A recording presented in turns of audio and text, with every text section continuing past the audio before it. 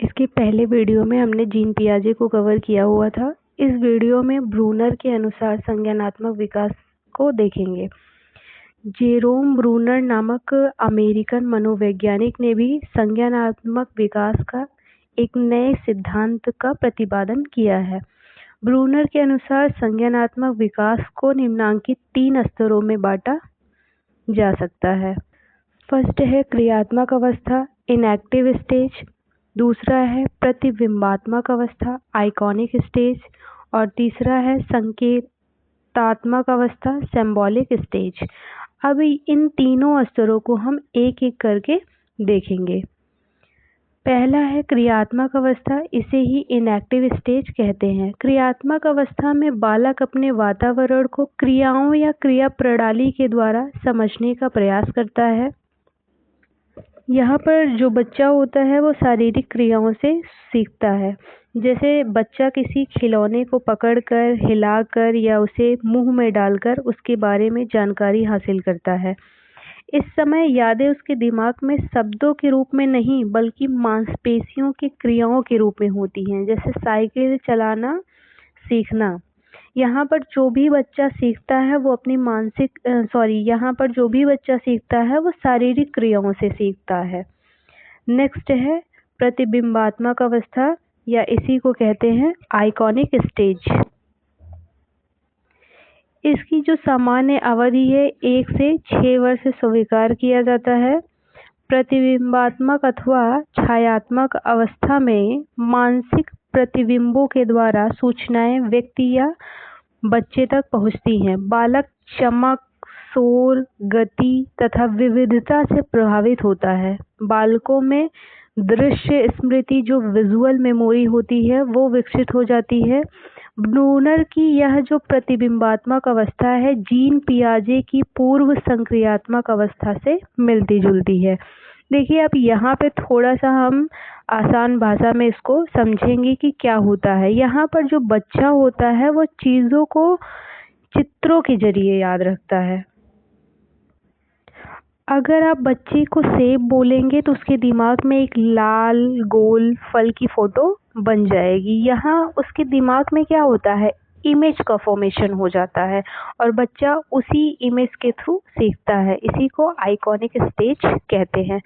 इसके बाद नेक्स्ट है संकेतात्मक अवस्था, इसी को कहते हैं सिंबॉलिक स्टेज।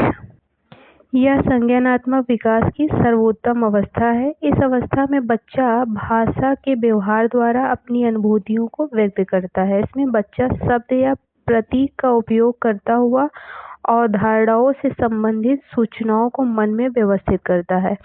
इस अवस्था में पहुंचते ही बच्चा अपने मानसिक प्रतिबिंबों के स्थान पर प्रतीकों या चिन्हों का प्रयोग करना या समझना को प्रारंभ कर देता है।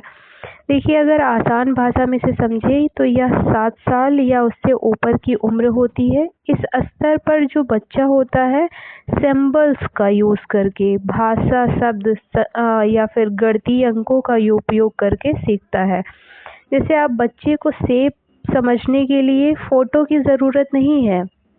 अगर आप बच्चे को सेब कहेंगे तो उसके दिमाग में अब वो लाल गोल फल की इमेज का फॉर्मेशन नहीं होगा।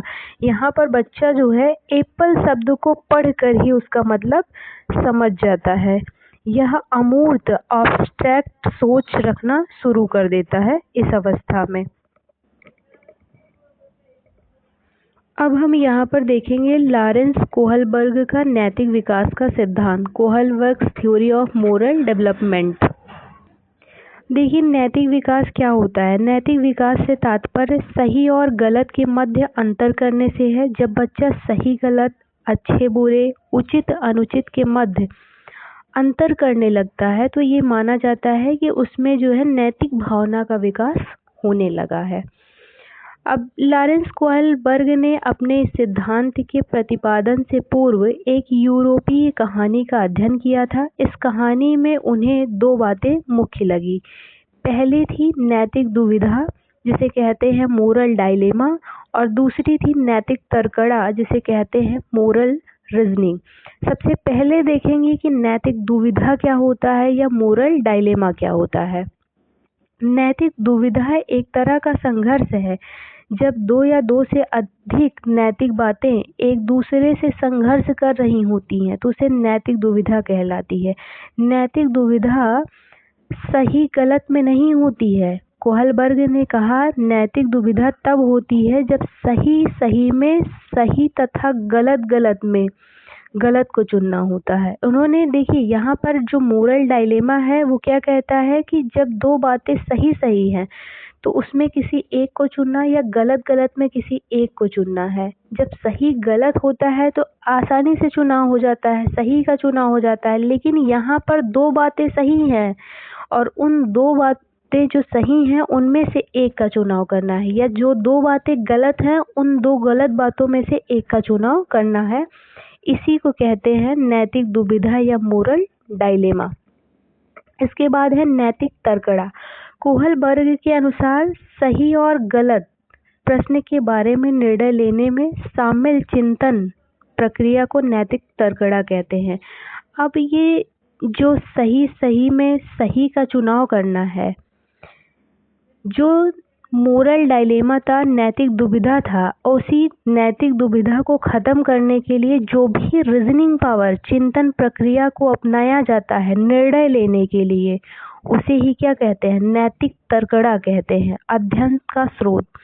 यह अध्ययन हिंज या हाइनज नामक व्यक्ति पर आधारित है। यह प्रयोग 10 से 16 वर्ष के बच्चों पर आधारित। कोहलबर्ग ने यह कह के लोगों को चौंका दिया कि विकास सीधी रेखा में नहीं होता है बल्कि दुविधा या नैतिक तर्कड़ा का परिणाम है।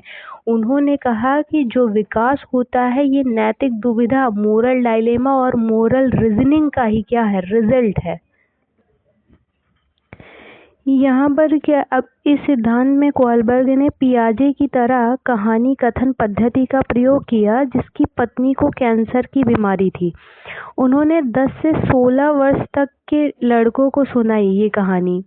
एक हिंज नामक व्यक्ति था जिसकी पत्नी को कैंसर था, उसके पास पैसा नहीं था। वो डॉक्टर के पास गया तो डॉक्टर ने उससे पैसा मांगा। अब बीमारी को ठीक करने के लिए दवाई की भी ज़रूरत थी, लेकिन दवाई खरीदने के लिए उसके पास पैसा नहीं था। तो यहाँ पर मोरल डायलेमा, नैतिक दुविधा ये निकल के आई कि दवाई चोरी कर लेनी चाहिए या फिर दवा को नहीं ले जाना चाहिए, क्योंकि यहाँ पर दोनों चीज़ें सही थी।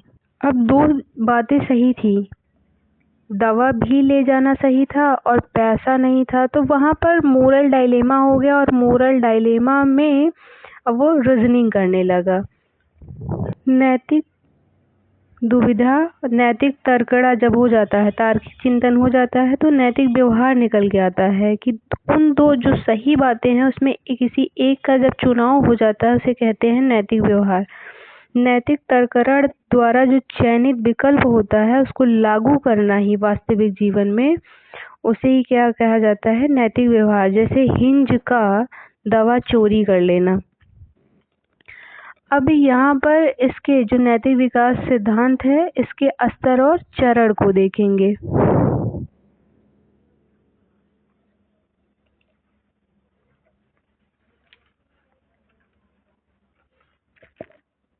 कोहलबर्ग ने नैतिक विकास के 3 स्तर और प्रत्येक स्तर के 2-2 चरण बताए हैं। पहला है पूर्व परंपरागत, प्री कन्वेंशनल, उसी को पूर्व रूढ़िगत स्तर कहते हैं या उसी को पूर्व नैतिक स्तर भी कहते हैं। इसकी जो उम्र है 3 से 4 वर्ष है, ये सबसे निम्न स्तर है। उसके बाद है परंपरागत स्तर, रूढ़िगत स्तर या नैतिक स्तर, इसको कहते हैं कन्वेंशनल स्टेज, ये 10 से 13 वर्ष है। उसके बाद है उत्तर परंपरागत स्तर, उसी को उत्तर रूढ़िगत स्तर भी कहते हैं या उसी को उत्तर नैतिक स्तर भी कहते हैं या उसी को इंग्लिश में पोस्ट कन्वेंशनल स्टेज, इसको 13 से 16 वर्ष माना गया है, ये सबसे उच्च स्तर है। यहाँ पर देखिएगा जो यहाँ पे लिखा हुआ है प्री कन्वेंशनल लेवल, यहाँ पे जो 3 से 4 वर्ष लिखा हुआ है ये 3 से 4 वर्ष ना होके 3 से 10 वर्ष रहेगा। अब इसके बाद एक एक स्तर को डिटेल में देखेंगे। सबसे जो पहला स्तर है वो है पूर्व परंपरागत स्तर। इसी पूर्व परंपरागत स्तर को प्री कन्वेंशनल लेवल कहते हैं। इसको देखिए, जो यहाँ पे उम्र 3 से 10 लिखा हुआ है, ये कहीं कहीं पर 3 से 10 वर्ष है, कहीं कहीं पर 4 से 10 वर्ष है, तो इसको देख लीजिएगा जैसे ऑप्शन में रहेगा उसी के अकॉर्डिंग। इसके जो 2 स्टेजेस हैं, पहला स्टेज है दंड एवं आज्ञा पालन और दूसरा जो स्टेज है उसी को कहते हैं यांत्रिक सापेक्ष नैतिकता या इंस्ट्रूमेंटल रिलेटिविस्ट। पहला देखिए, जो पहला है दंड एवं आज्ञा पालन, यहाँ पर है कि कुछ भी गलत सही नहीं है, सिर्फ वही गलत है जिस पर दंड मिले। और दूसरा है अहम केंद्रित या इसी को कहते हैं यांत्रिक सापेक्ष नैतिकता या इसी को इंग्लिश में कहते हैं इंस्ट्रूमेंटल रिलेटिविस्ट। ये दूसरा है, अहम केंद्रित वाला दूसरा रहेगा, इसको आप थोड़ा ध्यान दीजिएगा। ये कहता है कि अगर कुछ गलत भी है तो उसे कर दिया जाए अगर उस कार्य को करने से अपना फायदा होता है। देखिए दोनों में क्या अंतर है। दंड एवं आज्ञा पालन कहता है कि कुछ भी गलत सही नहीं है, गलत सिर्फ वही है जिस पर दंड मिले। चोरी करना गलत नहीं है, अगर चोरी करने पे दंड मिलता है तब वो गलत है। और दूसरा कहता है कि अगर कुछ गलत भी है तो उसे कर लेना चाहिए अगर उससे अब क्या होता है, अपना फायदा होता है। चोरी करना अगर गलत भी है तो उसे कर लेना चाहिए अगर उसकी पत्नी की बीमारी का इलाज हो जाता है। पहले चरण में क्या होता है, यहाँ पे जो पूर्व परंपरागत स्तर है, इसके पहले चरण में नैतिकता का अभाव रहता है। पहली बात तो ये पूर्व परंपरागत या पूर्व नैतिक स्तर है, तो इस पूरे इसमें क्या रहता है, नैतिकता का अभाव ही रहता है। इसके बाद है परंपरागत स्तर, कन्वेंशनल लेवल। कन्वेंशनल लेवल को 2 भागों में बांटा गया है। पहला है अच्छा लड़का या अच्छी लड़की, दूसरा है कानून एवं व्यवस्थावस्था। इसकी जो उम्र मानी गई है वो 10 से 13 वर्ष मानी गई है। ये जो अच्छा लड़का अच्छी लड़की अवस्था है, इसी को अंतः व्यक्तित्व संबंध एवं स्वीकृत की अवस्था भी कहते हैं। इसमें कहा जाता है कि अगर फायदा ना भी हो तो उस कार्य को कर लेना चाहिए अगर समाज में छवि अच्छी बनती है। मीन्स हिंज को चोरी कर लेना चाहिए अगर समाज में उसकी छवि एक पति के रूप में अच्छी बनती है। नेक्स्ट है कानून एवं व्यवस्थावस्था। कानून एवं व्यवस्थावस्था में कहा गया है कि भले ही किसी कार्य को करके हमारी छवि अच्छी बन सकती है, तो भी उस कार्य को मत करिए अगर वह कानून की निगाह में गलत है। भले ही वो समाज की नज़र में एक अच्छा पति बन रहा हो, तब भी उस कार्य को नहीं करना चाहिए अगर कानून की नज़र में चोरी करना गलत है। नेक्स्ट है उत्तर परंपरागत अवस्था। उत्तर परंपरागत स्तर में क्या होता है, पहला है सामाजिक अनुबंध एवं व्यक्तिगत अधिकार, दूसरा है सार्वभौमिक नैतिकता। अगर समाज की भलाई के लिए कानून तोड़ दिया जाए, क्योंकि समाज जो होता है कानून बनाता है। सामाजिक अनुबंध में क्या कहता है कि अगर उसमें समाज की भलाई है तो कानून को तोड़ देना चाहिए। हिंज को चोरी कर लेना चाहिए अगर उससे समाज की भलाई होती है, भले ही चोरी करना कानून की नज़र में गलत है। लास्ट है सार्वभौमिक नैतिकता।